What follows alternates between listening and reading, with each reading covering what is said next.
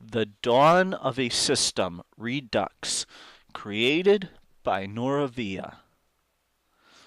With malice toward none, with charity for all, with firmness in the right as God gives us to see the right, let us strive on to finish the work we are in, to bind up the nation's wounds, to care for him who shall have borne the battle, and for his widow and his orphan, to do all which may achieve and cherish a just and lasting peace among ourselves and with all nations. Abraham Lincoln. September 11th, 2015. Live in New York City. The Newsroom. Who are the major players in 2016, reads the headline. Democrats and Republicans prepare for election. Live on CNN. The news ticker reads, Russian President Vladimir Putin is in Belarus for talks.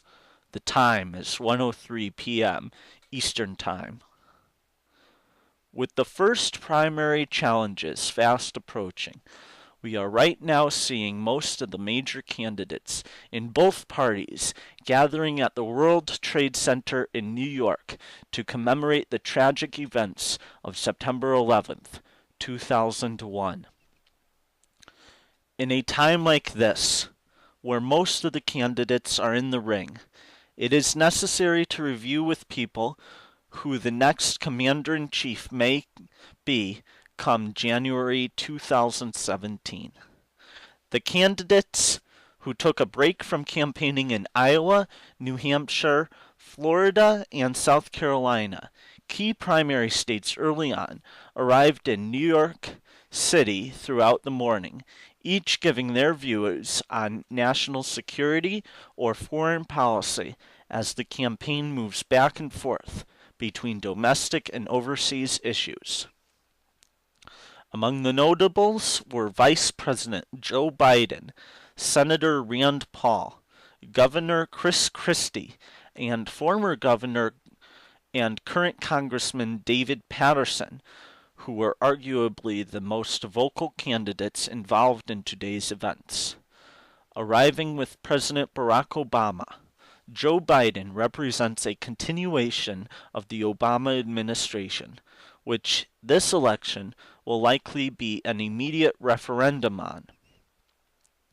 Chris Christie represents the largest groups of Americans opposed to the status quo, having a following among moderate and establishment Republicans, while Rand Paul represents those who are young and tired of usual politics in Washington.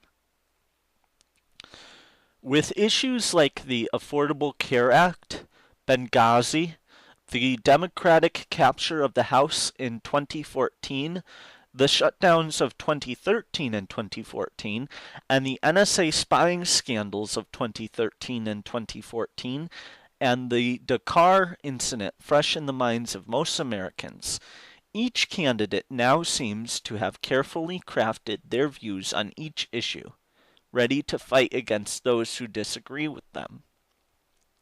Let's take a look, though, at who the front runners are on September 11th, 2015, just a little under a year until the 2016 presidential election. The National Democratic Tracking Poll. Vice President Joe Biden of Delaware, 33%. Former Governor Martin O'Malley of Maryland, 24%. Former Governor and Congressman David Paterson of New York, 15%. Senator Tim Kaine of Virginia, 12%. Former Governor Howard Dean of Vermont, 6%. And undecided or other, 10%. As you can see, Vice President Joe Biden holds a nearly 10-point lead over the runner-up, former Governor Martin O'Malley of Maryland. Biden holds a slight lead in Iowa and is tied for first in New Hampshire with Howard Dean, while Howard Dean and Congressman David Patterson were the first to enter this race earlier this year, holding a significant lead once Biden said he was reconsidering a run. It wasn't until May 2015 that the popular vice president finally dove into the race. O'Malley entered soon after, the two quickly taking the lead and crushing any other attempts to get a plurality of Democrats. Going into 2016, it appears that it will be a contest mainly between Vice President Biden and former Governor O'Malley. The National Republican Tracking Poll. Governor Chris Christie of New Jersey, 26%. Senator Rand Paul of Kentucky, 24%. Former Governor John Huntsman of Utah, 12%. Governor Sam Brownback of Kansas, 10%. Governor Mary Fallin of Oklahoma, 6%. Former Governor Scott Walker of Wisconsin, 5%. And undecided or other, 17%. By comparison to the Republican nomination process, it would seem that the Democratic Party is lacking in excitement, as the Republican polling process has been shifting back and forth between multiple candidates. Going into the midterms last year, Wisconsin Governor Scott Walker was seen as the clear frontrunner for the Republican nomination. He topped polls against candidates like Chris Christie and Rand Paul, and some conservative pundits were already calling him the nominee. The Republican Party's lack of any ability to get any work done with the Democrats in the 2013 to 2014 Congress, however, carried back to the voters. The Democrats came back in force against the Republicans, and Walker lost the governor's mansion in a close race. He nonetheless was undeterred and announced that he was running for president. Starting off with a significant lead, a corruption scandal coming out in March 2015 brought his numbers to single digits. Then came Rand Paul, who quickly took the lead, but the entrance of Chris Christie in May ended Paul's brief lead.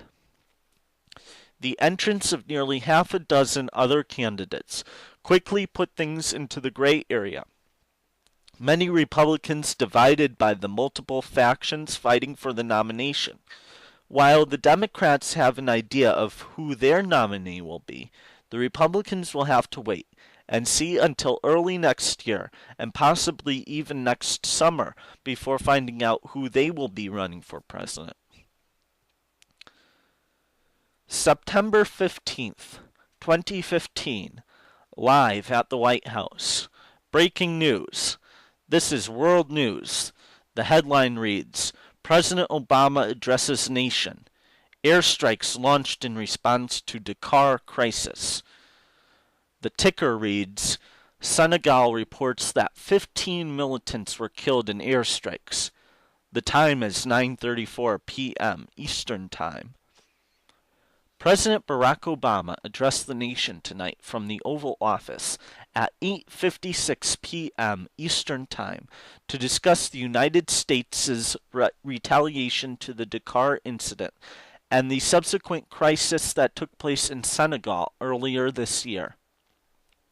In March, an American destroyer was fired upon by militants off the coast of Dakar, the capital of Senegal, killing 6 sailors and injuring nearly 15 others. A subsequent attack on the United States Embassy in Dakar also killed 3 American diplomats, injuring 2 others. No organization took immediate claim for the attacks, and as the United States failed to respond immediately, the issue became an attacking point for conservative pundits. Today, though, 6 months to the day of the incident, the United States responded to the incident militarily. After months of investigation and planning, the United States of America has responded to the events in Dakar last March. We determined that Al-Qaeda in Senegal was responsible for the deaths of 9 Americans, including 3 civilians. At my orders, suspected militant camps were bombed in Dakar, along the border with Mauritania, and in the outskirts of Dakar. President Obama said that he had been in communications with Senegalese President Macky Sall throughout this process, and confirmed that the strikes brought rendered no civilian casualties. Opposition to the president seems to have waned on the issue, with a CNN poll indicating that 47% supported the president's actions, while 40% opposed. This is radically different from the 15% who supported President Obama's actions earlier this year in the immediate aftermath of the crisis.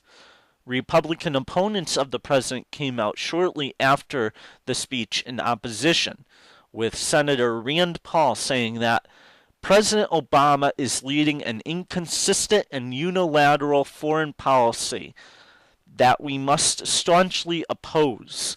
Governor Sam Brownback said that the strikes were too little, too late. He should have struck back in March. President Obama indicated that the Senegalese government was informed beforehand and that the United States worked with French intelligence officials in West Africa to organize the strike. He has not rolled out any additional attacks, but said that he expects the crisis to wane as the world reacts. Secretary of State John Kerry will be in Morocco later this year to meet with the president of Senegal to discuss further how to combat radical Islamic groups in the region.